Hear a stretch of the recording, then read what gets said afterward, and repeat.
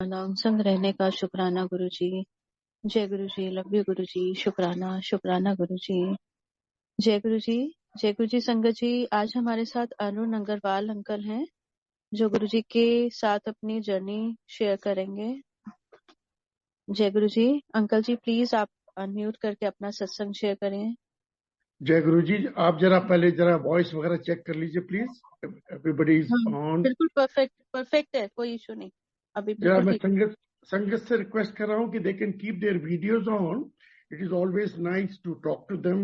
I can feel their presence. I can see sangat there also, you know. Sorry uncle ji, but आप ये समझिए बस गुरु जी के साथ हैं और सत्संग सुना रहे नहीं हैं, बिकॉज आई डोंट नो कि एवरीबडी इज कंफर्टेबल टू नहीं नहीं ऑन नहीं, देयर whosoever is वीडियोज और comfortable they not. can keep that on. That's not a problem because it's always nice to, you know, like we are sitting in a sangat and we are sharing, you know, that way. I'm okay with that. That's not a problem, but I just requested as if possible, you know. So whenever you say, I will start. If we are जय okay. Guru ji. Yes yes please. जय गुरु जी। Okay. जय गुरु जी। गुरु जी को प्रणाम। जितने इस वक्त संगत इस चैनल से जुड़ी है उन सबको मेरा प्रणाम, क्योंकि सबके रूप में मैं गुरुजी को देखता हूं। एंड गुरुजी कहते हैं कि जब आप सत्संग करते हो, जब भी आप बड़े मंदिर आते हो, कहीं भी आप जाते हो, मैं सब संगत में आता हूं। और वही चीज है, that's why whenever we meet any sangat anywhere we always feel so nice about it. हमें ये नहीं लगता कि हम संगत को जानते नहीं है, बड़ी वार्म फीलिंग होती है, बिकॉज उसके अंदर जो गुरुजी है हमारा उनसे कनेक्शन होता है। आज इस आपके ग्रुप को Nisha ji, I would like to thank you for that, for inviting me. And I don't know how many people have seen, you know, they have watched my videos earlier, or you know, maybe we have had our satsangs, but I think whatever Guruji will allow me to talk today, I will do that. To start with my journey with Guruji, actually, let me just tell you a little bit about my background. I'm a hotelier by profession, and I have worked in various different countries. From family, my background, religious background, has been Arya Samaj. And why I'm mentioning that, because in Arya Samaj, you don't go to temples where you...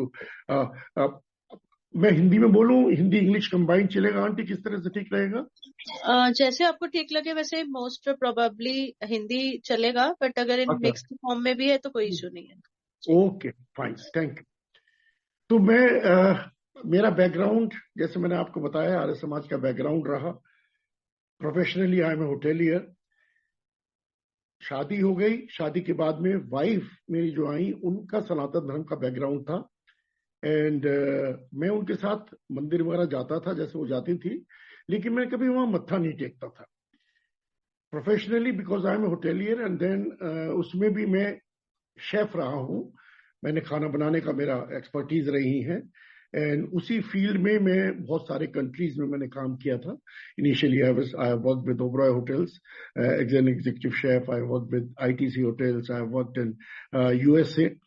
why I am mentioning, because when you are a chef, आप non veg भी cook करते हो।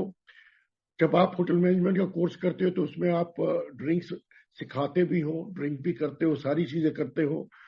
उसके बाद में अगर कोई अब मुझसे पूछे कि भाई मैं गुरुजी से कनेक्टेड हूं, आई इन स्पिरिचुअलिटी, तो एक बड़ा स्ट्रेंज सी चीज लगती है कि विद दैट बैकग्राउंड, जिसमें हम कहते हैं कि आर्य समाज का बैकग्राउंड था, and I am an Agarwal, और हमारे घर में अंडा आना का तो सवाल ही नहीं उठता।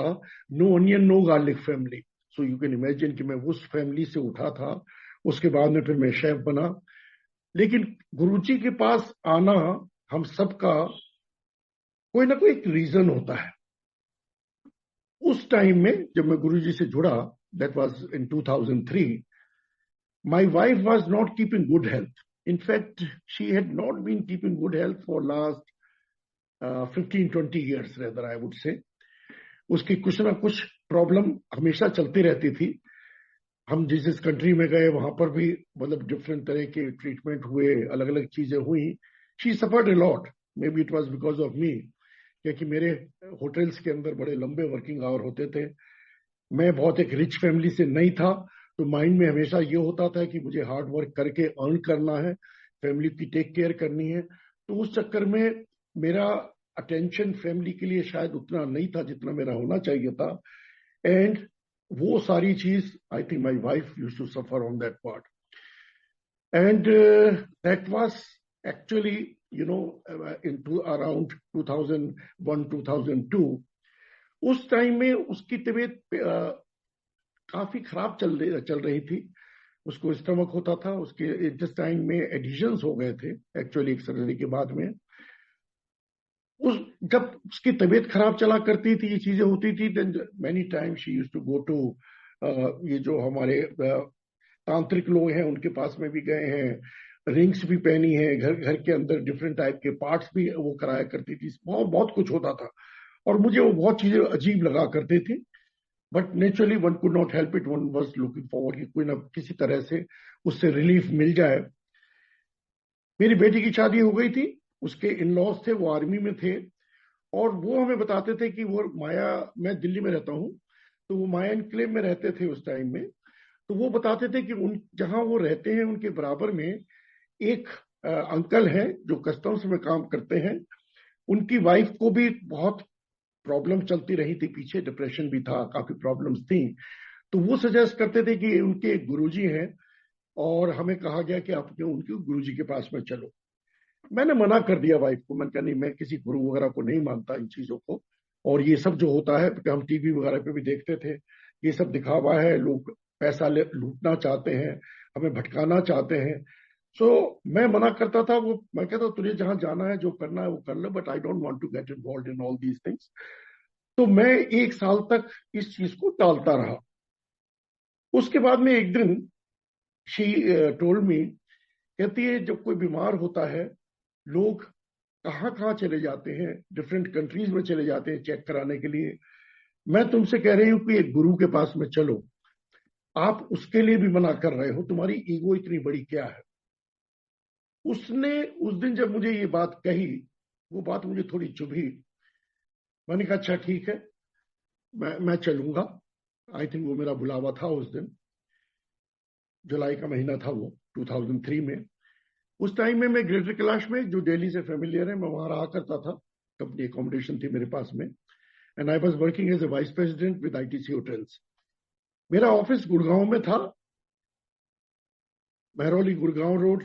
ये बहुत ज्यादा डेवलप नहीं थी तब, मेट्रो वगैरह तो नहीं बनी थी, छोटी सी पतली रोड हुआ करती थी, और इस पे भी रश होता था। तो मैं usually in the morning before the office hours, I used to leave home. I used to leave home around 8:15, so that I could reach there in time. And usually in the evening also, I used to leave office from Gurgaon after the peak office hours. Most of the time, I used to leave around 7:30, 7:45, so that I could reach home by 8:30, 8:45. That was my routine. उस दिन उसने मुझसे कहा कि भाई आज चलो। मैंने कहा अच्छा मैं चलता हूँ। उन्होंने मुझे उनका नंबर दिया, जो कस्टम्स में अंकल थे। मैंने उन्हें कॉल किया। उनका नाम है Kanwar Lal ji. I am thankful to him that he has shown me Guruji उनका दरवाजा उन्होंने मुझे दिखाया, गुरुजी के पास लेके आए। मैंने उन्हें कॉल किया, मैं उन्हें जानता नहीं था। उनको मैंने कहा कि मैं ऐसे ऐसे मैं गुरुजी के आपके साथ चलना चाहता हूं। उन्होंने कहा ऐसा कीजिए, गुरुजी एम्पायर स्टेट में है। एम्पायर स्टेट तो मैं समझता था वो महरौली गुड़गांव रोड पे रास्ते में पड़ती थी, सुल्तानपुर के पास में। तो कहने लगे कि आप वहां मुझे शाम को करीबन 7, 7:15 के करीब में आप मुझे यहाँ मिल जाइए, और गेट पर मैं आपको वहां आपका इंतजार करूंगा। मैंने कहा ठीक है। उस दिन मैं ऑफिस से जल्दी निकला, घर गया। घर जाके मैंने कपड़े चेंज किए, वाइफ वॉज रेडी।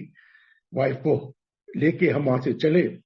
जब वहां से चले, रास्ते में हम ग्रेटर कैलाश से आ रहे थे, हौज खास के पास, सॉरी, जब हम आईआईटी गेट के पास पहुंचे, तो वहां पर जो मैं ये अरबिंदो मार्ग है उसके ऊपर बहुत रश था, ट्रैफिक जैम था ऑलमोस्ट।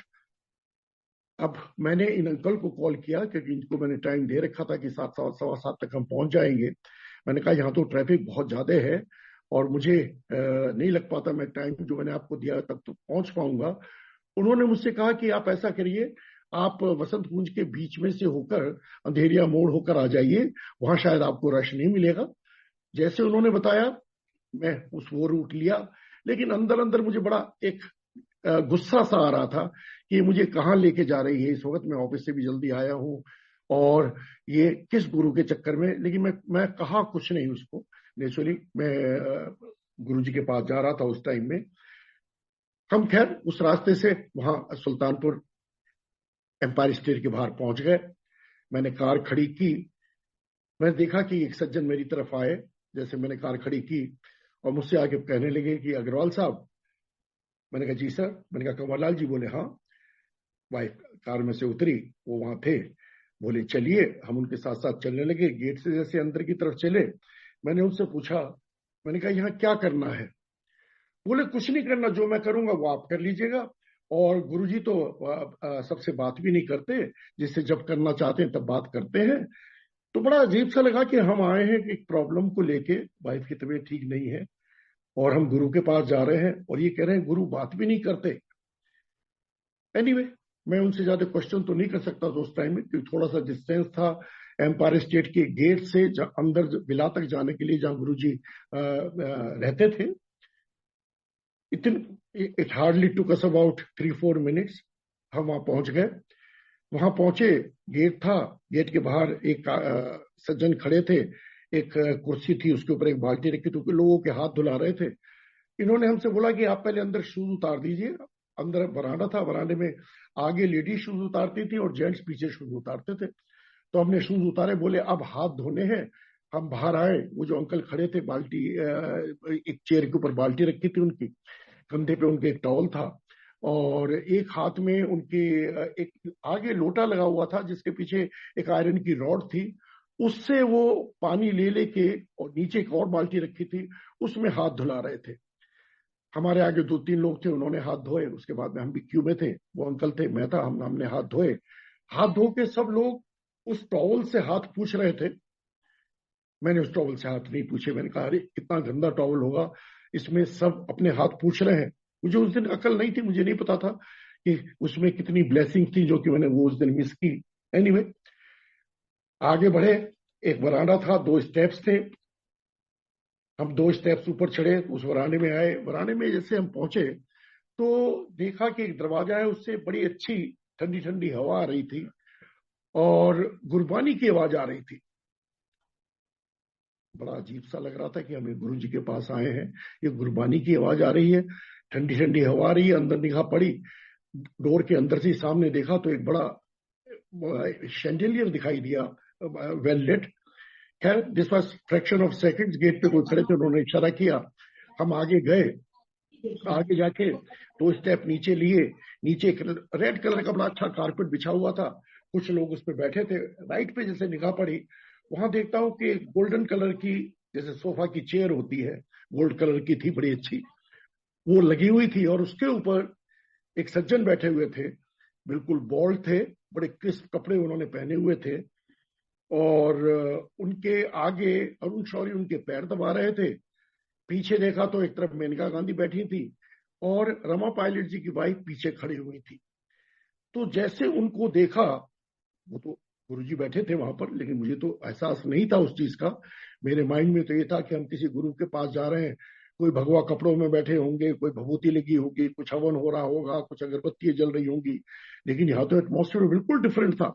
यहाँ वो रेड कलर का कारपेट, एयर कंडीशन हॉल अंदर, मेनका गांधी, रमा पायलट जी और जिसपे अरुण शौरी जी, जिसको देख, ये थोड़े से लोग थे लेकिन सब all well to do people. बड़ा एक डिफरेंस सा लग रहा था मुझे कि ये कहाँ आया हूं मैं, क्या हो रहा है। लेकिन कह कुछ नहीं सकता था। मेरे आगे आगे वो अंकल थे, वो वहां गए, उन्होंने गुरु जी के चरणों में मत्था टेका। अब मैंने तो मंदिर में भी मत्था नहीं टेका था। अब क्या करता, यहाँ तो एक इंसान सामने बैठे हैं, मेरे लिए तो उस वक्त में वो इंसान थे, मैं तो उनको पहचानता नहीं था, जानता नहीं था। मैंने दूर से मत्था टेका। उसके बाद में मेरे पीछे मेरी आंटी, मेरी वाइफ थी, उसने मत्था टेका। गुरुजी ने इशारा किया और मुझे अपने सामने आगे ही बैठा लिया। मैं आगे बैठा, मेरी आंटी मेरे पीछे बैठ गई। लोग आ रहे थे, आते जा रहे थे, कुछ आगे बैठते थे, कुछ पीछे बैठते थे। वो कंवर लाल जी जो हमें लेके गए थे वो पीछे जाके बैठ गए थे। अब हम बैठ गए, कारपेट के ऊपर हम बैठे हैं, गुरुजी सामने बैठे हैं। गुरुजी की तरफ मेरी निगाह पड़े, मैं देख रहा हूं कि गुरुजी मुझे देख रहे हैं। और जब वो देख रहे थे तो मुझे लग रहा था कि बहुत उनकी आंखों में तेज है, और मुझे ये लग रहा था कि शायद मुझे हिप्नोटाइज कर रहे हैं। Anyway, I kept sitting there. थोड़ी देर में एक सज्जन आए, उनके हाथ में एक ट्रे थी, उसमें चाय के ग्लासेस थे। वो चाय का ग्लास उन्होंने मेरे आगे भी लाए ट्रे। मैंने मना कर दिया, कहते हैं जैसे घर से कहते हैं ना कि हम पी के आए, तो मैंने मना कर दिया। मैंने कहा नहीं। तो जो बराबर में बैठे थे मेरे कहने लगे नहीं ले लीजिए, ये प्रसाद है। मैंने गिलास ले लिया, कांच का गिलास था, लेकिन मन में बड़ा सवाल सा उठा कि किस चीज का प्रसाद। लड्डू होता है, बताशा होता है, बर्फी होती है, कोई इस तरह का बताश तो प्रसाद सुना था मैंने। लेकिन यहाँ पर मुझे लगा कि शायद वहां गुरबानी चल रही थी, और मैं कभी गुरुद्वारे में इस तरह से नहीं गया था, ना ही मैंने गुरुद्वारे में कभी प्रसाद लिया था। मैंने कहा शायद गुरुद्वारे में सिखों के अंदर शायद ये इस तरह की प्रसाद होता होगा। तो मैंने वो चाय प्रसाद ले लिया, गरम गरम चाय थी, बड़ा अच्छा लगा, चाय पी मैंने वहां पर। और उसके बाद में एक और सज्जन आए, वो एक और ट्रे में सबके गिलासेस लेके चले गए।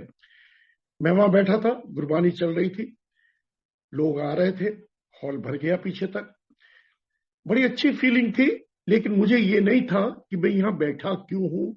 गुरुजी ने कोई बात भी नहीं करी है, हम बैठे हैं वहां पर, गुरबानी चल रही थी। मैं पंजाबी नहीं हूं तो मुझे वो गुरबानी समझ भी नहीं आ रही थी। तो ये भी बड़ा एक स्ट्रेंज सा लग रहा था कि यहाँ पर मुझे तो ये समझ नहीं आ रही है। अभी भी याद है मुझे, जब मैं पहुंचा था तो पहला शब्द चल रहा था, मेहरा वाले साइयां रखी चढ़ना दे कोल। लेकिन क्योंकि मैं पंजाबी नहीं समझता था, मैं सुन रहा था मेरे वाले साइयां रखी चढ़ना दे कोल। बिलीव मी, अब वो मेरे वाले ही तो साइयां साइयां होके रह गए। खैर उस दिन अकल नहीं थी, पता नहीं था। जब भी निगाह गुरुजी की तरफ पड़ती थी, मुझे लगता था गुरुजी मेरी तरफ देख रहे हैं और मुझे हिप्नोटाइज कर रहे हैं। क्योंकि हम देखा करते थे उस टाइम में, मूवीज के अंदर at that time Om Prakash आया करते थे, वो बैठा करते थे एज ए गुरु। वो लेडीज उनके पैर भी दबाती थी और बड़ी उनकी चालें हुआ करती थी। तो मुझे लग रहा था कि शायद ये फिल्म स्टारों के कोई गुरु जैसे वो होते हैं उस तरह के होंगे, फिल्म स्टार नेताओं के।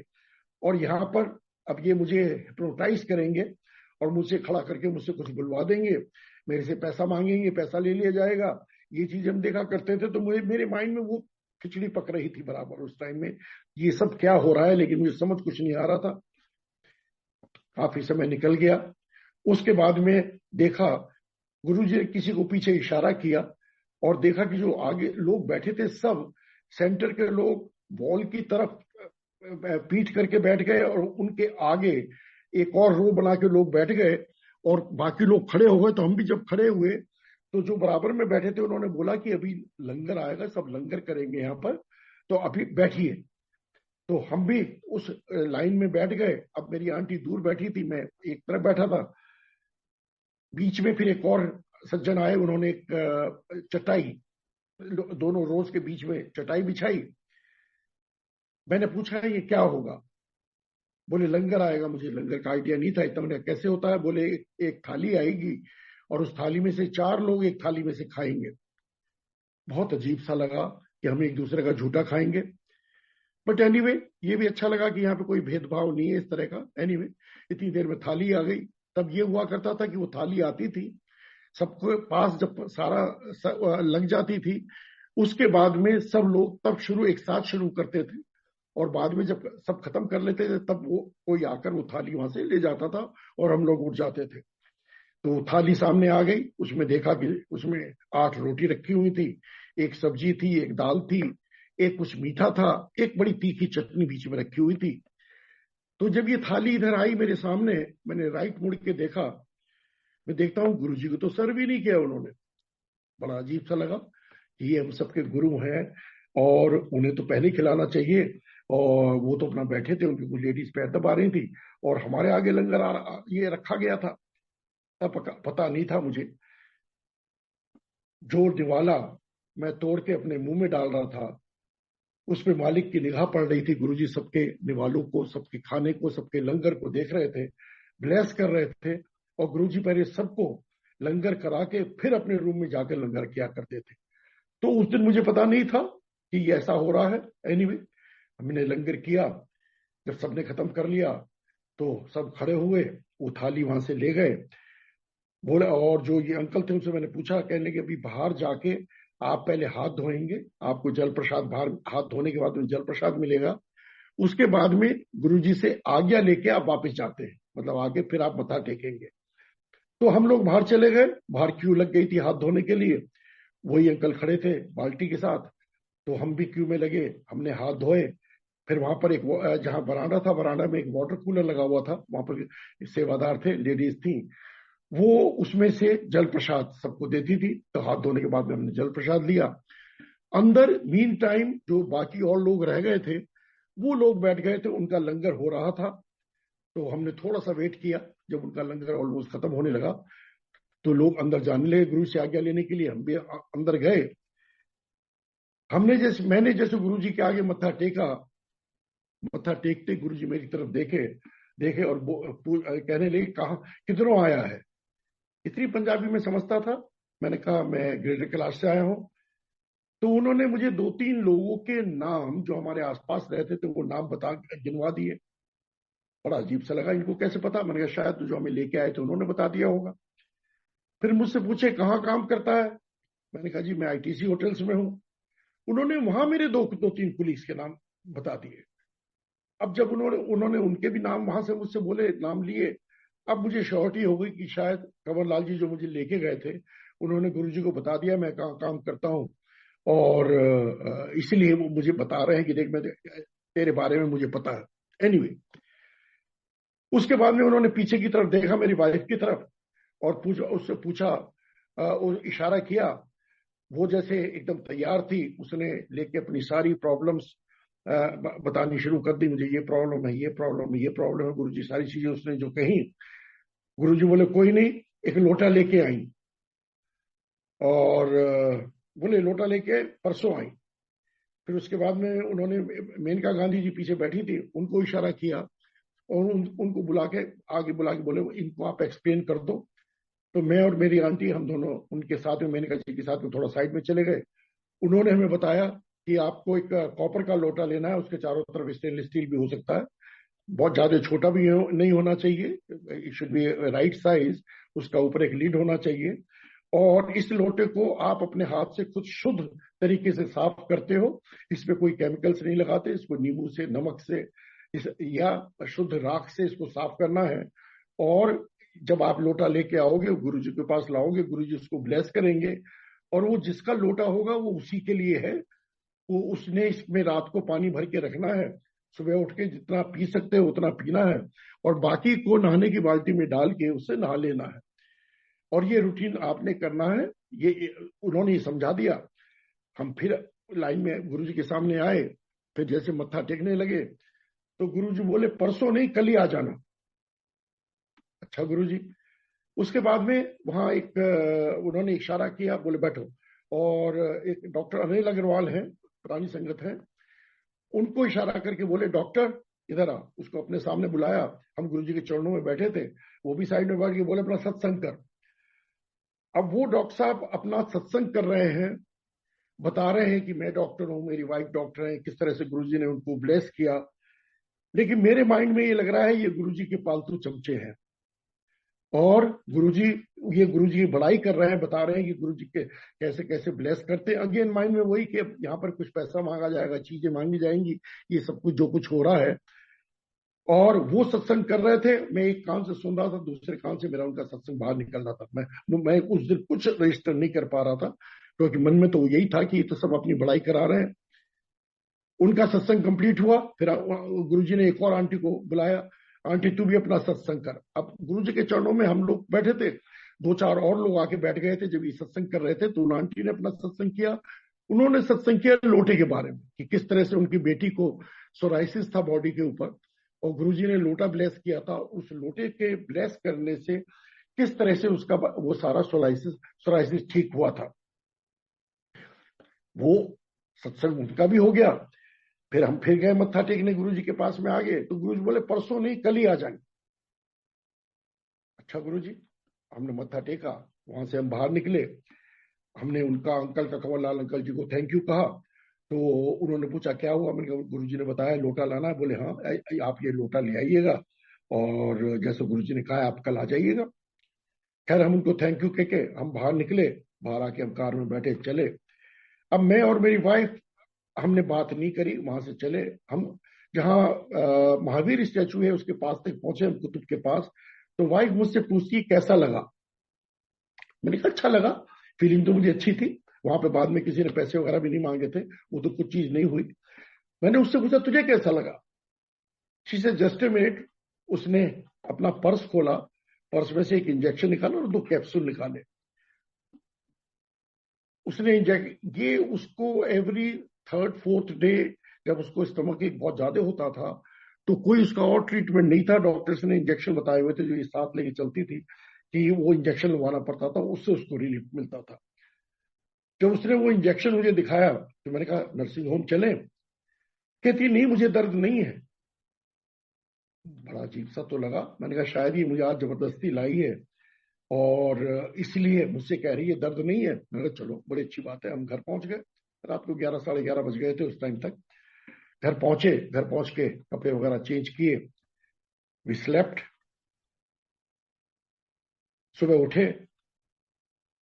आई was surprise that was the night in last 9-10 years मैं कभी पूरी रात मैं नहीं सोया था, ना ही वो सो पाती थी, क्योंकि रात को उसको दर्द होता था, स्टमक एक होता था। Sometimes she used to ask me कि मैं उसको हॉट वाटर बॉटल दे दूं। कई बार वो होम्योपैथिक दवाई कहती थी मुझे मैक्सफॉस दे दो। तो कम से कम 2-3 बार रात को जरूर उठना पड़ता था। उस दिन सुबह जब उठे मैंने देखा इतने तो रात को मुझे उठाया ही नहीं। तो मैंने उससे पूछा तुम्हारी तबीयत कैसी है। कहती मुझे दर्द नहीं है। जब उसने कहा दर्द नहीं है, अब पता चला मुझे कि कल एक कोई ना कोई हमारे साथ मिरेकल हुआ है। जिसको इतने दिन से ये प्रॉब्लम चल रही थी, कुछ खा नहीं सकती थी, वहां तो लंगर भी किया है इसने। पहले उसका हालत ये होती थी कि जब उसकी एडिशन हो जाते थे तो जो भी खाना वो खाती थी उसको लिक्विडाइजर में डाल के बिल्कुल लिक्विड करके देना पड़ता था, और कुछ दिन तक ऐसा लेना पड़ता था उसको सब कुछ, चाहे दाल है चाहे रोटी, वॉट एवर थिंग्स वर दे, चावल थे, उन सबको। और लेकिन उस दिन तो उसने पहले दिन वहां लंगर भी किया था गुरु जी के पास में। तो मुझे तो ये लग रहा था कि ये तो कहीं इसको आज दर्द ज्यादा ना हो, लेकिन उस समय दर्द नहीं था। Anyway that was a good feeling, गुरु जी की ब्लेसिंग थी वो वाली। और हमने उस दिन फिर जाके मार्केट में लोटा ढूंढा, लोटा लिया, और अब शाम की इंतजार होने लगी गुरु जी के पास जाने के लिए। इवनिंग में हम अब अकेले थे, मैं और मेरी वाइफ। हम दोनों कार में एम्पायर स्टेट गए, कार खड़ी करी, अंदर गए। अंदर जाके हमारे हाथ में लोटा था। आगे इस बार वाइफ मेरी आगे थी, उसके हाथ में लोटा था। गुरुजी ने लोटा लिया उसके हाथ से, वो लोटे की तरफ देखा, वाइफ की तरफ देखा, कुछ उन्होंने कुछ बोला और वो लोटा उसके हाथ में दे दिया। और वो लोटा उन्होंने ले लिया, हम बैठ गए। फिर जो जैसे पहले दिन का रूटीन चल रहा था वो ब्लेसिंग वहां पर उस तरह की वो चल रही थी। लोग आ रहे थे, संगत आ रही थी, लंगर हमने किया, अच्छा लगा। हम घर आ गए, वो लोटा लिया, फिर हमने वहां रेगुलरली जाना शुरू कर दिया।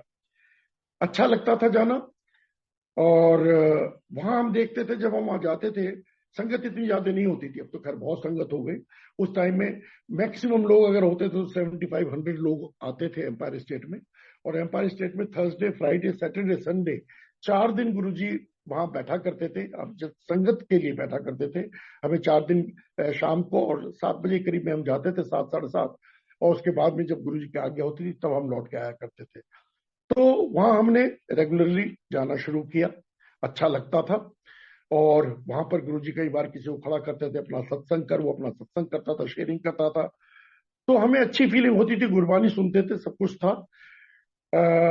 वहां देखते थे कि लोग आते थे, उनकी पॉकेट के ऊपर एक छोटी सी फोटो लगी हुआ करती थी, पासपोर्ट साइज फोटो होती थी, एक क्लिप से वो लगाए हुआ करते थे।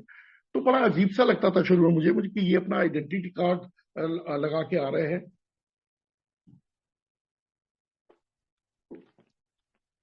उसके कुछ दिन बाद मेरी भी इच्छा होने लगी कि हमें भी ये फोटो मिल जाए। तो वहां सेवादार थे, हमने उनसे कहा कि हमें ये फोटो गुरुजी का स्वरूप मिल सकता है, फोटो मिल सकती है।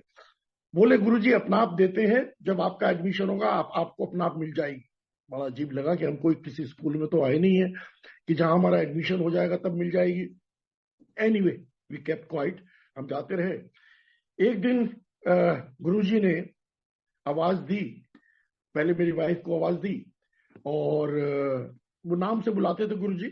गुरुजी को पता होता तो कौन का कहाँ बैठा है। और कई बार जब वो चीजें डिस्ट्रीब्यूट करते थे, जैसे फोटो है, कुछ छोटी चीजें, लॉकेट वगैरह, इस तरह की चीज कई बार गुरुजी देते थे, तो वो नाम से बुला के कुछ संगत को देते थे। ये नहीं था कि सबको देना है। जब कुछ दूसरा प्रसाद होता था, कोई मीठे का प्रसाद है, कभी इमरती हो जाती थी, कभी टॉफीज हो जाती थी, कभी लड्डू होते थे, कभी हलवा होता था, वो चीज गुरुजी सबको देते थे। लेकिन बाकी चीज बुला के बीच में किसी ना किसी को कई बार देते थे। तो उस दिन उन्होंने वाइफ को बुलाया और एक स्वरूप उनको दिया, छोटा स्वरूप था, वाइफ ने ले लिया। मैं पीछे था। लकीली आफ्टर 2-3 नाम के बाद में गुरुजी ने मुझे भी आवाज दे दी। एक डिफरेंट स्वरूप उन्होंने मुझे भी दे दिया। बड़ा अच्छा लगा। हम पहले चाह रहे थे, वो पॉकेट वाला तो नहीं था, ये थोड़ा बड़ा स्वरूप था। हम आ गए, घर आ गए। लेकिन नेक्स्ट मॉर्निंग छुट्टी थी, सैटरडे संडे था शायद। मैं मार्केट में गया। मैं एक फोटो फ्रेम करने वाले को जानता था, मिस्टर डावर को, लाजपत नगर। मैं उनके पास गया। मैंने उनसे कहा कि मैं चाहता हूं कि मेरे पास 2 फोटो हैं, और उनको तो मैंने फोटो बोला उस टाइम में कि इनको आप मेरे सामने फ्रेम करवा दीजिए। बोले क्यों? मैंने कहा ये हमारे गुरुजी की है। बोले कौन गुरुजी? तो उनके साथ बैठ के वहां पर गुरुजी का सत्संग हो गया कि भाई हम ऐसे गुरुजी के पास जाते हैं, वहां चाय प्रसाद होता है, चीजें। इन्होंने उसी टाइम में हमारे लिए चाय मंगाई, मैंने, और उन्होंने बैठ के सत्संग हुआ, चाय पिलाई। बोले अब मैं समझ गया हूँ, और ये फ्रेम मैं करा दूंगा ठीक से, जिस तरह से अब अच्छा होगा, और मैं आपको कॉल कर दूंगा। उन्होंने बड़े अच्छे फ्रेम किए। नेक्स्ट डे मुझे कॉल आई शाम को कि वो फ्रेम हो गए। मैं गया, मैं उनसे वो दोनों स्वरूप ले आया, वाइफ को दे दिया। वाइफ ने अपना मंदिर बना रखा था, उसने उसको अपने मंदिर में लगा लिया। जो गुरुजी ने मुझे दिया था, अब मैं सोच रहा हूं मैं इसको क्या करूं, वॉल पे लगाऊंगा तो मेरे तो दूसरे और फ्रेंड्स भी आते हैं, होटेलियर्स भी आते हैं, मेरी सिस्टर्स वगैरह आती हैं, वो देखेंगी कि ये वॉल पे किस बाबे की फोटो लगा ली। मैंने लेके उसको अपनी अलमारी में रख दिया, मेरे कबर्ड के अंदर, जहां मेरे सूट टंगे हुए थे उसके पीछे गुरुजी को विराजमान करा दिया मैंने। रोज रात को मैं आता था ऑफिस के बाद में, पेंटो को साइड में करके हाथ जोड़ लेता था। सुबह उठता था तो हाथ जोड़ लेता था ऑफिस जाने से पहले। यू वॉन्ट बिलीव, मैंने गुरुजी को अपनी अलमारी में ऑलमोस्ट ओवर ए ईयर, 1-1.5 साल मेरी अलमारी में गुरुजी बंद रहे। जाता था मैं मंदिर। एक दिन गुरुजी ड्रीम में आए, और मुझे ये पहली बार था जब मेरे ड्रीम में आए, और मेरे ड्रीम में आके मुझसे कहते हैं पंजाबी में कि लोकी देखांगे की कहेंगे, यही कहेंगे अगर ये झुक सकता है तो हम भी झुक सकते हैं। इतना कहा गुरुजी ने, और गुरुजी मेरे ड्रीम में से चले गए। मैं सुबह उठा, ये चीज मेरे माइंड में बिल्कुल फ्रेश थी, तो मैंने वो अंदर से फोटो निकाल के वॉल पे लगा दी। वाइफ पास सरप्राइज कि आज ये फोटो कैसे लग गई यहां पर। मैंने कहा कोई बात नहीं, अब लगी रहने दो। और अब शाम की इंतजार थी, शाम को हम एम्पायर स्टेट जाना था। हम एम्पायर स्टेट गए, कार खड़ी करी। जब मैंने कार खड़ी की, मैं पहले क्या करता था, कार खड़ी करके एकदम वहां से निकल के मैं अंदर चला जाता था कि लोग मुझे देखे ना। क्योंकि मैं एज ए होटेलियर, मैंने ओबराइज में भी था, तो वहाँ I was general manager, training था मैं वहां पर ओबराइज स्कूल ऑफ होटल मैनेजमेंट में। तो मैंने बहुत लोगों को, मैं कहता हूं मैंने तो नहीं, करवाने वाले तो गुरुजी थे, लेकिन मेरी फीलिंग ये थी उस टाइम में, ईगो थी मेरी, कि मैंने बहुत लोगों को ट्रेन किया है जो कि जनरल मैनेजर्स हैं, वाइस प्रेसिडेंट्स हैं, हाउस कीपर्स हैं, शेफ्स हैं। और वही आईटीसी में भी मेरे बहुत लोग थे, और मुझे लोग जानते थे। और मैं लोगों को कहा करता था कि हाथ की लाइनें तुम खुद अपना आप बनाते हो, और जो तुम्हारी कॉन्शियस है वही गॉड है। और अगर ये मुझे देखेंगे कि मैं किसी बाबे गुरु के पास जाता हूं, किसी बाबा के पास जाता हूं, तो ये कहेंगे ये हमें तो ये चीज बताता है, ये कहाँ जाता है। तो मैं कार खड़ी करके एकदम अंदर भाग जाया करता था। लेकिन उस दिन जब हम गए, मैंने कार खड़ी करी, निकल के मैंने लेफ्ट देखा, राइट देखा, पीछे देखा। मैंने कुछ जो देखना चाहे देख ले। 2-3 मिनट लगा के उसके बाद में हम अंदर गए। अंदर जाके जैसे मैंने गुरुजी का मत्था टेका, मत्था टेक के ऊपर गुरुजी की तरफ देखा, तो गुरुजी ने मुझे बड़ी फनी सी स्माइल दी। कहा इनडायरेक्टली, बच्चू आ गया रास्ते पे। उसके बाद में हम बैठे, कुर्बानी चल रही थी, और मेरी आंखों से पानी बह रहा था। वहां बैठे बैठे गुरुजी ने मुझे मेरी पीछे की सारी life all incidents of my life पीछे की सब दिखा दी, जब मैं गुरु जी से कनेक्टेड भी नहीं था। कहने लगे तेरी लीश तो मेरे हाथ में थी, तू कौन होता है। मैं सोचा करता था कि मैंने क्वीन एलिजाबेथ के साथ में मेरी फोटोग्राफ है, उसके मिसिंग में मित्रों के साथ में है, वर्ल्ड डिग्नेटरीज के साथ में है, बड़े बड़े मैं जगह जगह पे काम किए हैं, इतने लोगों को ट्रेन किया है, ईगो थी मेरी।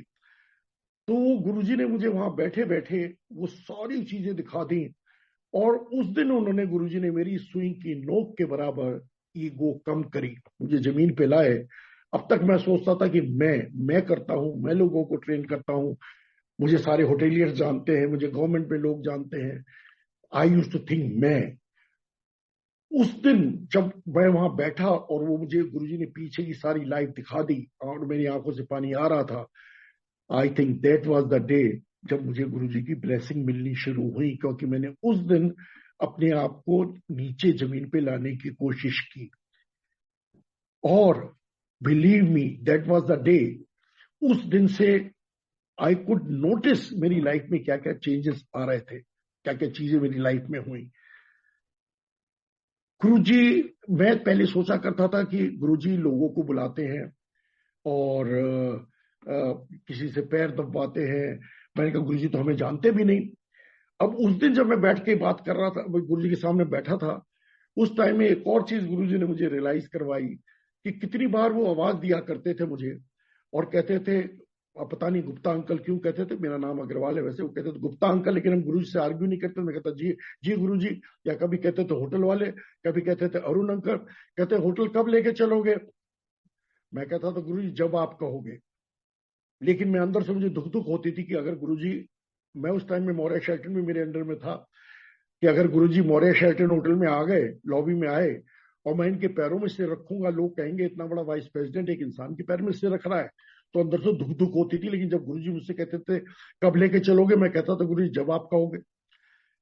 लेकिन गुरुजी ने मुझे कभी छोटा नहीं दिखाया, 2-3 बार पूछा ये बात जरूर, और जाते थे गुरुजी, लेकिन कभी मुझे नहीं दिखाया कि मेरे सामने इस तरह से आए।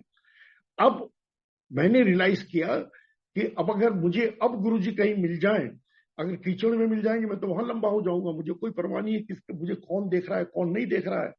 तब मेरी वो ईगो थी। तो गुरुजी ने सबसे पहली चीज मेरी जो कम करी, वो ईगो कम करी। संगत जी, ये बात, ये वाला सत्संग में शेयर इसीलिए कर रहा हूं कि हम सब गुरु के पास में आते हैं, हमारे अपने अपने रीजंस होते हैं, हमारे अलग अलग बैकग्राउंड्स होते हैं, हमारे अलग अलग पर्सपेक्टिव्स होते हैं, थिंकिंग होती है, और गुरुजी हमें किस तरह से मोल्ड करते हैं। बिलीव मी, आपको, मुझे, हम सबको, जितनी भी संगत हमारे साथ में गुरुजी से कनेक्टेड है, गुरुजी का अपना तरीका है हम सबको मोल्ड करने का, हम सब में वो चेंज लाने का। और जब हमारे अंदर वो चेंज आ जाता है, एक्सेप्टेबिलिटी आ जाती है, तब हम गुरुजी की ब्लेसिंग्स को रिसीव कर पाते हैं। फिर हमारा वो भांडा साफ होना शुरू होता है। ये मेरा प्रोसेस था। आई was a rigid person, I was A egoistic, I would say कि मेरी ईगो थी, सब कुछ था मेरे अंदर। I used to feel like that, I was a spoiled person that way. तो गुरुजी ने किस तरह से मुझे मोल्ड किया, ये सारी चीज हुई। हम गुरुजी के पास जाते रहे, बड़ी चीजें हुई हमारी लाइफ में उस टाइम में भी। तो वो चीजें मैं आपको, वो तो एक एक करके आप अगर आपने मेरे सत्संग पहले सुने हैं, उनमें भी आपको गुरुजी की ब्लेसिंग्स का पता होगा कि क्या होती है। जब जैसे मैं आपको फोटो की बात बता रहा था या चीजों की बात बता रहा था, गुरुजी देते थे। एक बार उन्होंने मेरी वाइफ, मैं और वो, मेरी वाइफ गुरुजी के पास ही आगे बैठे हुए थे, तो गुरुजी ने उसको बुलाया और उसके हाथ पे एक छोटा सा, एक सिल्क का छोटा सा बैग था, वो रखा। उसमें गुरुजी का लॉकेट था, गुरुजी ने उसको दिया। मैं भी आगे बैठा था, मैंने हाथ फैला दिया, गुरुजी ने मुझे नहीं दिया। मुझे बड़ा अजीब सा लगा कि गुरुजी ने मुझे नहीं दिया, उसको दिया। जो कुछ देना होता है वाइफ को दे देते हैं।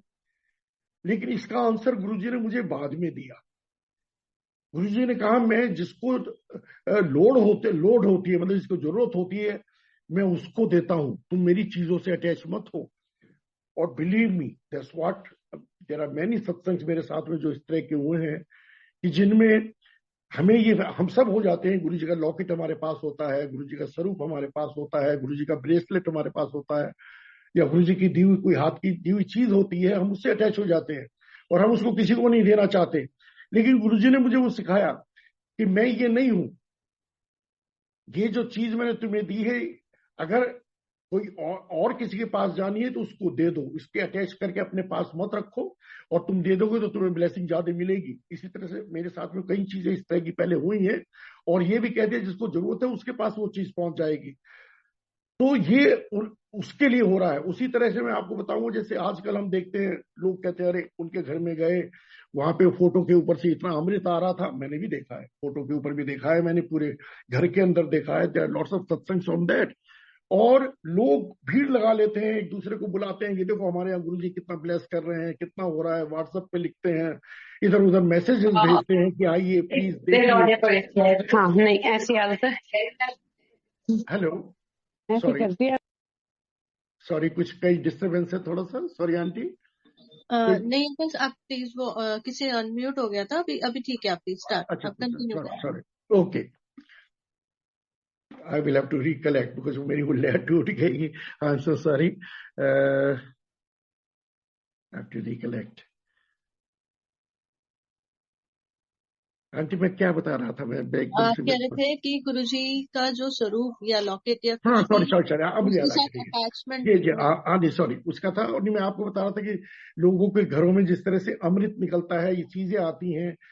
असल में गुरुजी कहा करते थे कि देखो मैं मिरेकल्स इसलिए करता हूं कि लोग बिना मिरेकल्स के किसी की शक्ति को, किसी की पावर को नहीं समझ सकते, इसलिए मुझे ये मिरेकल करने पड़ते हैं। कहते हैं मुझे मिरेकल करने की जरूरत नहीं है, जैसे किसी का एकदम से कैंसर ठीक कर दिया, बीमारी ठीक कर दी, चीजें ही कर दी, उसी तरह से ये जिस तरह से ये अमृत का निकलना,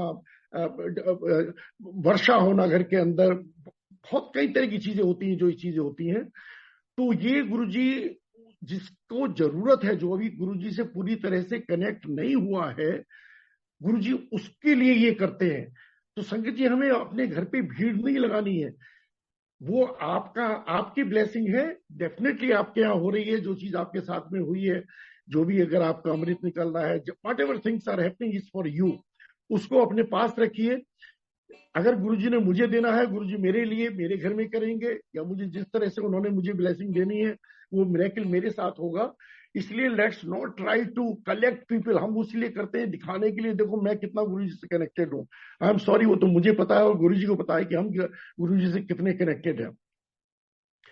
तो गुरुजी हम सबको अलग अलग तरीके से क्योर करते हैं, ब्लेस करते हैं। तो मन में क्वेश्चन आता है कि गुरुजी है क्या। Let me now divert little bit. अगर मैं अपनी हैपनिंग वाली चीजों के साथ में, जो मिरेकल्स मेरे साथ में अगर मैं बताऊंगा तो बहुत लंबी लिस्ट है। लेट मी जस्ट, गुरुजी मेनी टाइम्स टेल्स मी कि भी तुम थोड़ा सा संगत को ये भी बताओ कि what is your understanding of Guruji. Actually Guruji कहा करते थे मैं ओम हूं, मैं लाइट में से आया हूं, मैं लाइट में चला जाऊंगा। बड़ा अजीब लगता था। गुरुजी कहते थे मैं ओम हूं। मेरे लिए ओम तो एक लिखा हुआ वर्ड था, जैसे हम ऊ लिख के पीछे ऊ की मात्रा लगा देते हैं, ऊपर चंद्रबिंदु लगता है, या अ और उसके ऊपर ओ और मैं लिखते हैं, या इंग्लिश में ओ एम लिखते हैं।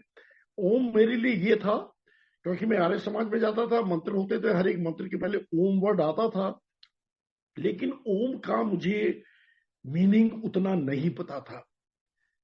ये सारी मीनिंग समझ में आई गुरुजी के पास आके, गुरबानी सुन के, कुछ रिलीजियस बुक्स पढ़ के। उससे पता चला कि ओम जो गुरुजी कहते हैं, ओम परमात्मा का नाम है।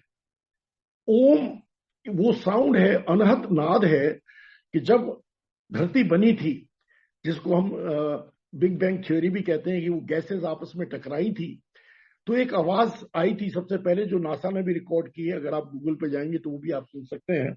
वो ओम की आवाज थी। इसीलिए कहते हैं क्रिश्चियंस ने उसको आमीन कह दिया। तो वो ओम की जो आवाज है, जो उसकी साउंड है, दैट इज गॉड। गुरु जी कहते थे मैं ओम हूं, मैं लाइट हूं, लाइट में से आया हूं, लाइट में चला जाऊंगा। तो गुरु जी ने दो चीज कही, कि मैं ओम हूं और एक मैं लाइट हूं। अब ये धीरे धीरे समझ में आया कि जब गुरु जी ओम कह रहे हैं, मैं तो वो आवाज हूं ओम की, साउंड हूं, वाइब्रेशन हूं मैं उसके। और गुरु नानक देव जी ने कहा इसके साथ में कि ओम परमात्मा जो बोला, हम जिसको शिव महाशिव भी कहते हैं, कि महाशिव क्या है? कहते हैं ब्रह्मा विष्णु महेश, ये तीन शक्तियां हैं, ये तीन देवता हैं, ये तीन परमात्मा है। एक पृथ्वी की रचना, एक सृष्टि की रचना करता है, एक उसका पालन करता है, एक उसका संहार करता, खत्म करता है। तो जो महेश है वो शिव जी का रूप है, जिसके ऊपर हम जल भी चढ़ाते हैं, बेलपत्र चढ़ाते हैं। उन सब के ऊपर कौन है? उन सब के ऊपर है महाशिव। उन सब के ऊपर कौन है? ओम। तो जैसे हमारी सृष्टि, इसको चलाने के लिए एक ब्रह्मा, एक विष्णु, एक महेश, इस तरह से लाखों करोड़ों सृष्टि, उन सबको चलाने के लिए एक ब्रह्मा विष्णु महेश, उन सबके ऊपर कौन? उन सबके ऊपर एक परमात्मा, हमारे गुरु जी महाशिव ओम। गुरु नानक देव जी ने कहा वो जो एक ओम है, वो अकेला एक ही है, और वो एक ओंकार, उन्होंने वर्ड साथ में जोड़ दिया, एक ओंकार। और एक भी जो उन्होंने लिखा वो न्यूमेरिकल लिखा, ना कि उसको उन्होंने अल्फाबेट में ओम लिखा। अल्फाबेट की मीनिंग अलग हो सकते हैं। जो न्यूमेरिकल एक है वो एक ही रहता है, ना एक के पहले कोई, ना एक के बाद कोई। उन्होंने बोला अद्वैत। तो वही चीज गुरुजी कहा करते थे कि पहले भी मैं, आज भी मैं, कल भी मैं। जो गुरु जी कहते थे, गुरु जी कहते ना मेरा कोई रिश्तेदार, ना मेरा कोई और, गुरु जी यही कहा करते थे बात। लेकिन तब ये बात समझ में नहीं आती थी, क्योंकि हमें तो वो इंसान दिखते थे, और हमारे सामने वो इंसान के रूप में जब बैठते थे, नाइकी की शूज पहने होते थे, वॉच लगाई हुई हुआ करती थी गुरु जी, तो हमें तो लगता था ये इंसान है, हमारे जैसे हैं, जो हमारे सामने बैठे हैं, और इनके अंदर शक्तियां हैं। ये तो गुरु जी ने जब चोला छोड़ दिया, उसके बाद में जब संगत ने, हमने आपस में बात करने लगे, अपने सत्संग शेयर किए, हम गुरुजी को फील करने लगे, गुरुजी हमारे ड्रीम्स में आने लगे, और बड़े मिरेकल्स होने लगे, तब पता चला कि ये तो चीजें पॉसिबल नहीं है, ये तो खाली परमात्मा himself he can do it. लेकिन गुरुजी जितने दिन चोले में थे, उन्होंने एक पर्दा डाल के रखा था हम सबकी आंखों के आगे, और वो माया जाल था एक तरह से जिसको कहते हैं, और हमें ये फील नहीं होने दिया कि परमात्मा है। हार्डली, शायद बहुत कम लोग होंगे जिन्होंने उस टाइम में गुरुजी को परमात्मा समझा। हम सब ने ज्यादातर गुरुजी का चोला छोड़ने के बाद में हमें धीरे धीरे धीरे धीरे ये रियलाइजेशन हुआ कि गुरुजी खुद परमात्मा धरती पर हमारे लिए आए। उन्होंने सेलेक्ट करके हमारी संगत को हमें अपने पास बुलाया, हमारे कर्म कटवाने के लिए। तो गुरुजी वो एक ओंकार है, और उसकी जो आवाज है ओम की, गुरुजी वो जो नाद है उसका, दैट इज गुरुजी। और इसलिए गुरुजी ने हमें जोड़ा किस चीज से? दूसरी चीज, गुरुजी ने हमें जोड़ा गुरबानी से। और गुरबानी में भी शब्द आता है, वाणी गुरु है वाणी। तो जब गुरु को तो परमात्मा हमने बता ही दिया, वाणी और गुरु दोनों एक ही चीज बताई। तो गुरबानी को जब हम सुनते हैं, और ये वाणी किसकी है? ये शुरू के जो 5 गुरु हुए, गुरु नानक देव जी हुए, रामदास जी हुए, अर्जुन देव जी हुए, तो ये उन सब गुरुओं ने जो कहा, जो उन्होंने गाया, जो उन्होंने लिखा गुरु ग्रंथ साहब में, हम उसको सुनते हैं, जिसके अंदर राम का नाम भी आता है, कृष्ण का भी नाम आता है, कबीर की बहुत सारी चीजें हैं, फरीद जी की भी चीजें हैं उसके अंदर। तो गुरु जी ने हमें उस गुरबानी से जोड़ा, और गुरु जी ने हमें जो शब्द सुनवाए, वो गुरुजी ने उन रागियों को ब्लेस किया और कुछ शब्दों को ब्लेस किया। और गुरुजी कहा करते थे, जब तुम मेरे ध्यान में बैठते हो तो मेरे इन ब्लेस शब्द को सुनो। अब वो गुरुजी कहते थे सुनो, और मैं सोचता था सुनने से क्या होगा, मेरे तो समझ ही नहीं आती पंजाबी। लेकिन वो भी रियलाइजेशन अब हुआ जब ये समझ में आया कि ओम की आवाज वही परमात्मा है, गुरबानी की आवाज परमात्मा है। तो जब हम गुरबानी के वाइब्रेशंस को अपने अंदर लेते हैं, चाहे हमें समझ में नहीं आ रहे हैं, तो वही वाइब्रेशन गुरु जी की ब्लेसिंग्स को हम अपने अंदर ले रहे हैं। और उनको अपने अंदर जब हम लेते हैं, तो उससे क्या होता है? उससे मेरी सोल की क्लेंजिंग होती है, मेरा भांडा साफ होता है। कहते हैं ना कि अगर एक गंदे बर्तन के अंदर दूध उबालोगे तो दूध तो फट जाएगा, तो पहले उस बर्तन को साफ करना पड़ेगा। तो गुरुजी क्या करते हैं? गुरुजी हमें अपने सत्संग में बुलाते हैं, अपने दर पे बुलाते थे, हमें गुरबानी सुनवाते हैं। जब हम उसको सुनते हैं, उससे मेरी सोल की क्लेंजिंग होती है। अब मेरी सोल कहाँ है? सोल हार्ट के पास है या मेरी दिमाग के पास है? ना, soul is in my entire body. Soul तो मेरी हर एक सेल के अंदर है। और जब मैं इस गुरबानी को सुनता हूं, ध्यान से सुनता हूं, गुरु जी को ध्यान करता हूं, गुरु जी का मंत्र जाप करता हूं, तो मेरी हर एक सेल के अंदर से जो गंदगी है वो एवोपरेट होती है। यू कैन सी दैट जब उसके अंदर वाइब्रेशन होते हैं या हीट होती है, उससे एवोपरेट होती है। और ये होने से मेरे अंदर जगह बनती है जिसके अंदर मैं गुरु जी की ब्लेसिंग को रिसीव कर पाऊं।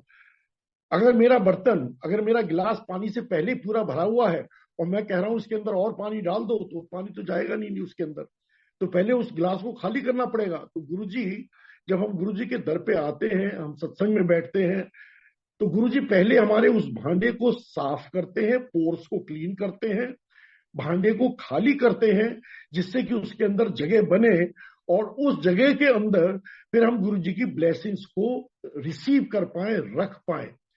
तो हम उस पर्पस की वजह से हम गुरुजी के पास जब हम आते हैं, गुरबानी सुनते हैं, इसीलिए गुरुजी कहते हैं, और हमें हमेशा कहा गया, कुछ संगत माइंड करती है, हम बैठे होते हैं सत्संग में, आपस में बातें करने लगते हैं, कुछ लोग सेलफोन के ऊपर लग जाते हैं, कुछ लोग इधर उधर देखने लगते हैं।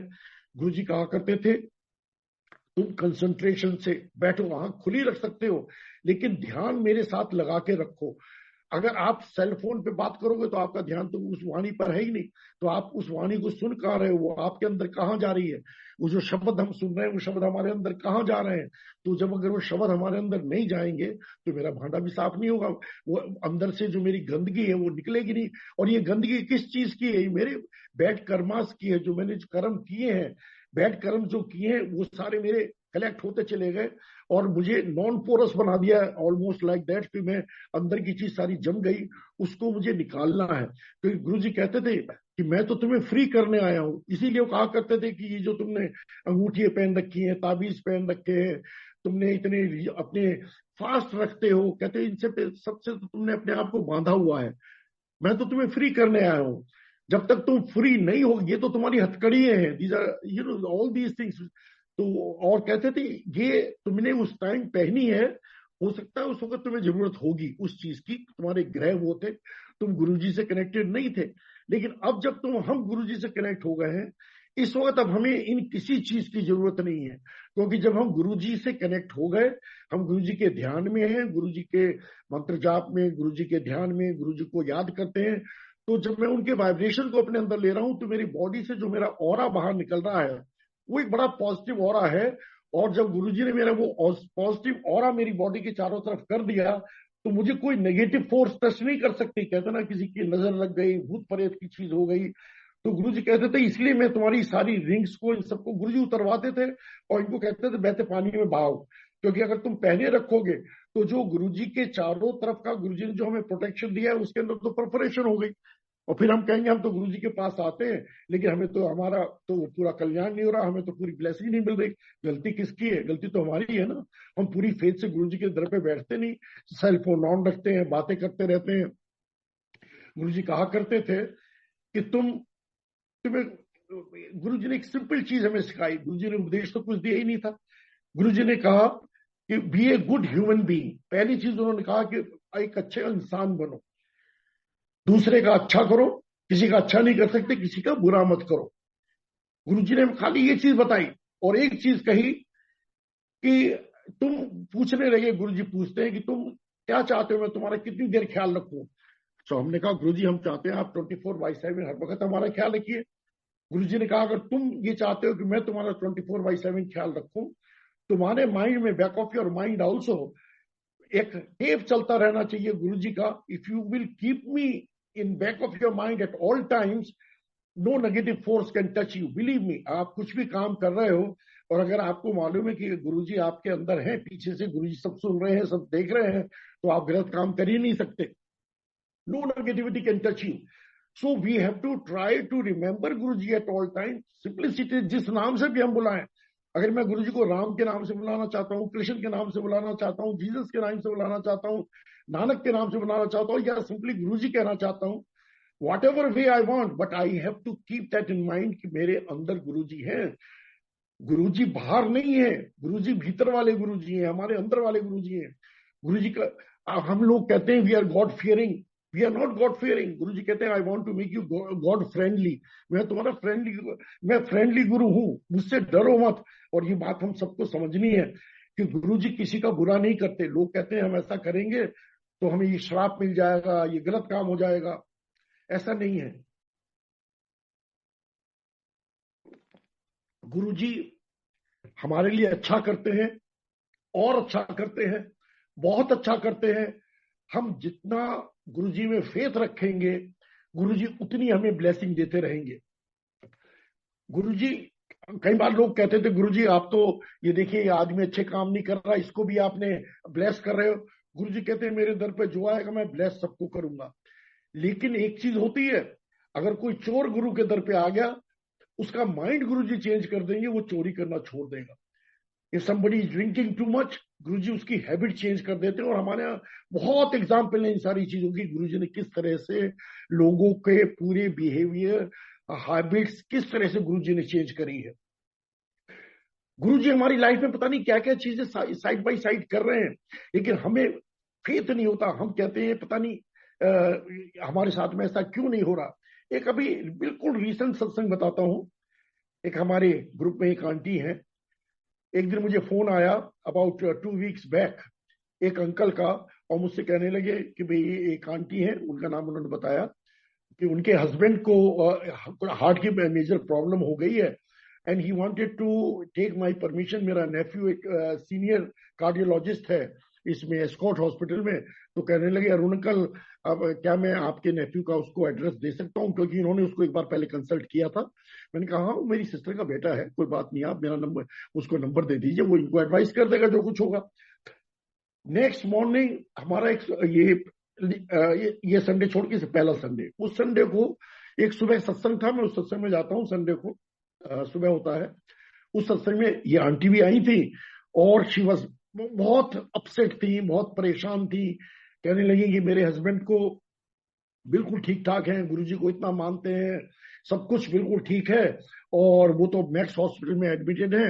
वहां डॉक्टर्स ने कहा है इनकी सारी आर्टरीज ब्लॉक्ड हैं, इनकी बाईपास सर्जरी करनी चाहिए। मैंने कहा आंटी क्या हुआ? कहने लगी कि इनका भी पीछे कुछ दिन पहले, 4-5 दिन पहले एक डकार आई, और डकार के बाद में बड़ा अजीब सा लग रहा था, तो हम गैस्ट्रोएंटरोलॉजिस्ट के पास गए। उसने चेकअप किया, और चेकअप करने के बाद में कहने लगा कि आप मुझे लगता है इनको एंजाइना की कोई प्रॉब्लम है, आप एक हार्ट स्पेशलिस्ट को दिखाइए। बोले कि मैं इनको मैक्स हॉस्पिटल ले गई। वहां जाके उन्होंने देखा और उनकी एंजियोग्राफी, बोले इनकी इमीडिएटली एंजियोग्राफी करनी चाहिए, ईसीजी ठीक नहीं था, तो एंजियोग्राफी की। और एंजियोग्राफी के बाद में उनको बोला कि इनकी तो तीनों, एक मेन आर्टरी ब्लॉक है, एक दूसरी आर्टरी पूरी ब्लॉक है, और एक आर्टरी 97% ब्लॉक है। कहने लगे कि तो इस केस में तो इनको बाईपास सर्जरी, स्टेंट भी पड़ सकते हैं, और बाईपास सर्जरी इमीडिएटली ये करा लेनी चाहिए। अब ये बहुत अपसेट थी, इनके बच्चे बाहर हैं, बेटी इनकी कनाडा में थी, बेटा भी कनाडा में, वो अमेरिका गया हुआ था, और यहाँ पे ये अकेली थी। तो naturally she was very upset. बोली ये तो बिल्कुल ठीक ठाक थे, इनको तो कोई ऐसी प्रॉब्लम नहीं थी, कोई हार्ट की प्रॉब्लम नहीं थी, कोई सांस नहीं फूल रहा था, कोई इस तरह की चीज नहीं आई। अब डॉक्टर्स ऐसा कह रहे हैं, मेरे तो समझ में नहीं आ रहा है मैं क्या करूं। अब उस दिन की बात है, संडे था वैसे, मैंने इनको बोला डोंट वरी। तब तक इन्होंने मेरे नेफ्यू से बात नहीं की थी, वहां सत्संग में ही मैंने, उसके बाद में मैंने नेफ्यू को कॉल की, तो उसने मुझसे बोला वैसे तो संडे है, लेकिन आज हमारा एक स्पेशल केस है, जो कि मैंने वो डेमोन्स्ट्रेशन केस करना है, हार्ट का क्रिटिकल केस है, अपने बॉस के साथ में दोनों ने मिलकर करना है, और उसको डायरेक्ट टेलीकास्ट किया जाएगा स्टूडेंट्स के लिए यूएस में। तो कहने लगा कि मैं हॉस्पिटल जा रहा हूँ, और मैंने कहा ऐसे ऐसे ये प्रॉब्लम है, हमारी फैमिली में ही है जिनके हस्बैंड की ये चीज है, और आई वांट योर ओपिनियन।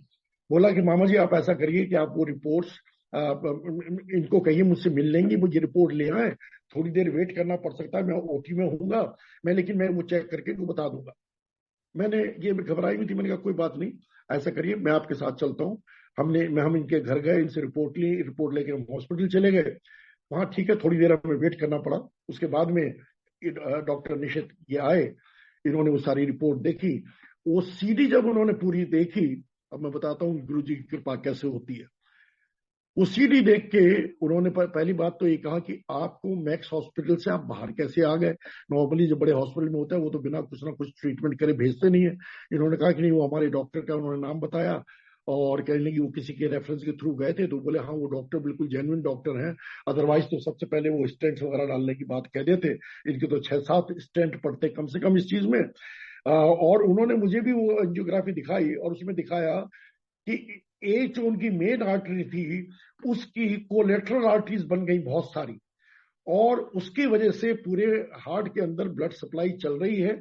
और दो और जो आर्टरीज थी वो ब्लॉक थी, और वो बोले कि लंबी आर्टरीज हैं, अगर इनको हम खोलते हैं स्टेंट से खुल तो जाएंगी, लेकिन इसके अंदर 5-6 स्टेंट डालने पड़ेंगे।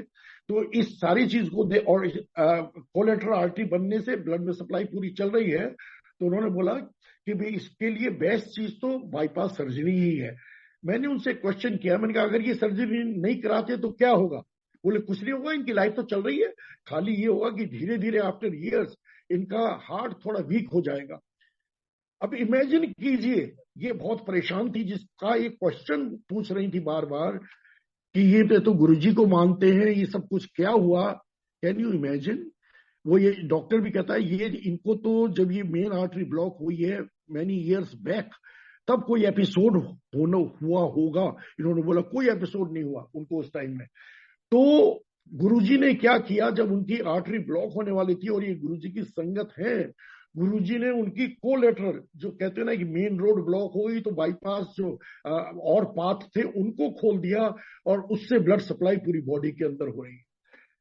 फिर ये परेशान थी, मैंने कहा आंटी आप परेशान क्यों हो रहे? देखो गुरुजी ने कितनी बड़ी चीज की है, और हमें पता नहीं हम में से कितनों के साथ में ऐसी प्रॉब्लम्स होंगी, लेकिन क्योंकि हम गुरुजी से कनेक्टेड हैं, गुरुजी हमारी बॉडी पे अपना आप काम कर रहे हैं। अगर हम जाके अपने टेस्ट कराने लगे, पता नहीं क्या क्या डिफेक्ट्स हमारे निकलेंगे, हो सकता है डॉक्टर्स हमें भी ये चीज इस तरह की चीजें बताएं। तो मालिक का लाख लाख शुक्राना, ऑल दो, क्योंकि उनके माइंड में फिर डाउट आ गया था। उनकी बेटी भी कनाडा से आ गई, तो अभी फ्यू डेज बैक उनकी बाईपास सर्जरी हुई है, जिसको डॉक्टर्स कह रहे थे 6 घंटे लगेंगे, विद इन 3 आवर्स उनकी वो हो गई। And I think tomorrow he will be relieve from the hospital. तो गुरुजी की कृपा पूरी बनी हुई है उनके ऊपर उस तरह से। तो मैं गुरुजी का शुक्राना करता हूँ। मुझे तो खैर खाली मीडियम बना दिया कि मैं उनके साथ हॉस्पिटल गया, वो चीज हुई। करवाने वाले सब गुरुजी थे। वो मुझे इसलिए लेके गए कि उन्होंने मुझे दिखाया कि देख किस तरह से मैंने अपनी संगत की वो जो बाईपास जो पहले ब्लॉकेज हुई है, उस ब्लॉकेज को पहले खोल के कोलेटरल आर्टरीज बना दी। It's a very big message for entire संगत कि हमें गुरुजी पे बिल्कुल भी डाउट नहीं करना है। हमें पता नहीं कि हमारी बॉडी में, हम जब कहते हैं ना गुरुजी का शुक्राना करो, तो हम शुक्राना खाली इसलिए कर रहे हैं कि हमारे पास में we are lucky after such a big pandemic. कितने लोगों की डेथ हो गई, हमारी फैमिली में हमने प्रॉब्लम्स देख ली, सब कुछ देख लिया, बट सबसे बड़ी चीज that we are breathing. You and me are sitting in a satsang, and we are talking about Guruji. So Guruji is taking care of not only you and me, the entire Sangat, everybody. Guruji is blessing us. उसी चीज का गुरुजी का बहुत बहुत शुक्राना, लाख लाख शुक्राना गुरुजी का और संगत का। तो संगत जी, हमें गुरुजी के अंदर पूरी फेथ रखनी है, विश्वास रखना है, डाउट नहीं रखा है। लेकिन गुरुजी ने एक चीज और कही थी। गुरु ने कहा था एक से मांगो, एक से मांगो। गुरु ने ये कहा तुम जिसको मानते हो, गुरुजी ने कभी ये नहीं कहा कि तुम मुझे मानो, उन्होंने कहा जिसको भी मानते हो एक को मानो। लेकिन हम लोग क्या करते हैं, हमें हमारे माइंड में डाउट रहता है कि अरे मैं तो साईं बाबा को मानती थी, मैं तो माता रानी को मानता था, मैं हनुमान जी को मानता था। ये सारी चीज होती है, और हम सोचते हैं उनको बुरा लगेगा तो हम वहां भी जाते हैं और गुरुजी के पास भी आते हैं। हम ये भूल गए कि क्योंकि हम माता रानी के पास जा रहे थे, हम साईं बाबा के पास जा रहे थे, उन्होंने हमारा हाथ लेके ऊपर गुरुजी के हाथ में पकड़ाया। Believe me, that's what happened. और ये दैट्स व्हाई गुरुजी जो जिसको मानता है सबसे पहली बार उसको उसी के रूप में दर्शन देते हैं। तो हमें उनका खाली शुक्राना करना है, और कोशिश ये करनी है कि अगर हम उन फोटोज को, उन स्टैचूज को अगर हम अपने पास से हटा दें, क्योंकि जितनी बार हम देखेंगे हमारे माइंड में फिर वो डाउट आता रहेगा कि मैं साईं बाबा के पास ही चलती हूँ, तो थर्सडे को फिर फास्ट रख लेते हैं, हम ये काम कर लेते हैं। लेकिन अगर मैं गुरुजी के अंदर मेरी पूरी फेथ है, अगर हम हाईएस्ट डिविनिटी के पास पहुंच गए हैं, फिर मुझे और किसी चीज की जरूरत ही नहीं है। डिसरेस्पेक्ट किसी की नहीं करनी है। We have to respect all. मंदिर जा रहे हो, हाथ हम सबके जोड़ सकते हैं, लेकिन मांगना एक से है। हमें मालूम है कि वी आर सो लकी कि गुरुजी ने हमें चूज किया, अपने दर पे बुलाया गुरुजी ने। वरना सारी दुनिया पड़ी है, हमें क्यों बुलाया? क्योंकि हमने डेफिनेटली कोई ना कोई अच्छे कर्म करे हैं पिछले जन्मों में, वॉट एवर इट इज। और गुरुजी ने अपने पास बुलाया है जिससे कि हमारे जो बाकी के कर्म है वो कटवा दें, क्योंकि अगर मेरे कर्म पूरे नहीं कटेंगे, I will have to again take rebirth. तो गुरु जी कहते हैं, मैं तो तुम्हें, जब वो कहते हैं कल्याण कीता, ऐश कर, उसका मतलब क्या है? उसका मतलब यही है कि मैं चाहता हूं कि मैं तुम्हारा मोक्ष दे दूं तुम्हें। जहां से तुम आए हो, तुम मेरी लाइट में से आए हो, लाइट में से, ज्योत, गुरु जी की लाइट में से हम आए। कहते हैं तुम उसी में मर्ज हो जाओ। लेकिन हम उसमें मर्ज तब हो सकते हैं जब मेरे सारे कर्म साफ हो जाएंगे, मेरा भांडा सारा साफ हो जाएगा, मेरे पिछला जो लेन देन है वो सारा खत्म हो जाएगा। तो गुरुजी, जब हम गुरु के पास आते हैं तो गुरुजी हमारे उन कर्मों को कटवाते हैं। कई बार हमें लगता है हम गुरु जी के पास आ गए, हमारी तो प्रॉब्लम्स और बढ़ गई, हमारी बीमारी बढ़ गई, हमारे ऊपर कष्ट ज्यादा आ गए। लेकिन ये सब गुरुजी फास्ट फॉरवर्ड करके हमारे कष्ट कटवा रहे हैं। हमने इन चीजों को रियलाइज किया है कि हम, लगता है बिल्कुल कि जब चू निकलने लगती है, कहते हैं ना गुरुजी नींबू की तरह निचोड़ते हैं। मैंने तो खुद देखा है कि जब मेरे ये ऐसी हालत हो जाती है, मैं कहता हूँ गुरुजी अब और बर्दाश्त नहीं हो रहा। जब ये वर्ड मेरे मुंह से निकलता है, चुटकी बजाने की देर नहीं होती और मेरी वो प्रॉब्लम खत्म हो जाती है, चाहे बीमारी की है चाहे दूसरी प्रॉब्लम है। वो मेरी नहीं, हम सबके साथ होती है, सारी संगत के साथ होती है। तो जो संगत अब जुड़ रही है गुरुजी से, यू आर लकी, क्योंकि गुरुजी ने तो, आपने तो गुरुजी को परमात्मा समझ के माना। हमारे मन में तो फिर भी डाउट आता था कि ये इंसान है, किस तरह से ये हम इनको परमात्मा मान लें। लेकिन अब आपको पूरी फेथ से होल हार्टेडली गुरु जी के पास आना है। सबसे बड़ी चीज क्या है कि यहाँ पे ना कोई पंडित है, ना कोई पुजारी है, ना कोई चढ़ावा है। और गुरुजी ने हमें किसी तरह की रेस्ट्रिक्शन नहीं रखी, किसी तरह की रेस्ट्रिक्शन नहीं है। कहते हैं अच्छी जिंदगी जियो, अच्छे कपड़े पहनो, अच्छा मेकअप करो, enjoy your life, but back of your mind, keep me at the back of your mind. तो अगर मुझे बैक ऑफ माइंड रखोगे तो गलत काम नहीं करोगे। और एक चीज कही उन्होंने कि अपनी नीयत अच्छी रखो। If you work with a good intention, किसी को चीट करने की इंटेंशन से नहीं करोगे, जो तुम करोगे तुम्हें मेरी ब्लेसिंग मिलेगी। आपको लोग कहते हैं, हम कहते हैं हमारे साथ में नई संगत आ रही है, क्या हम उन संगत को ये कह सकते हैं गुरु जी के दर पे क्या मिलेगा? मैं कहता हूं गुरु जी के दर, आप गुरु जी उनको कह सकते हो कि आप जो चाहते हो इस दर पे सब कुछ मिलेगा। कब मिलेगा वो गुरुजी डिसाइड करेंगे, प्रोवाइडेड जो आप चाह रहे हो वो आपकी ठीक नीयत से किया है। मैंने किसी को चीट किया है, मैं गुरुजी के पास आऊं, बोलूं कि गुरुजी मेरा ये चीज ठीक कर दो, मेरी तो इंटेंशन ठीक नहीं थी, मैंने तो चीट किया। या मैंने किसी का क्राइम किया कोई दूसरा, उसका तो फल मुझे भुगतना पड़ेगा।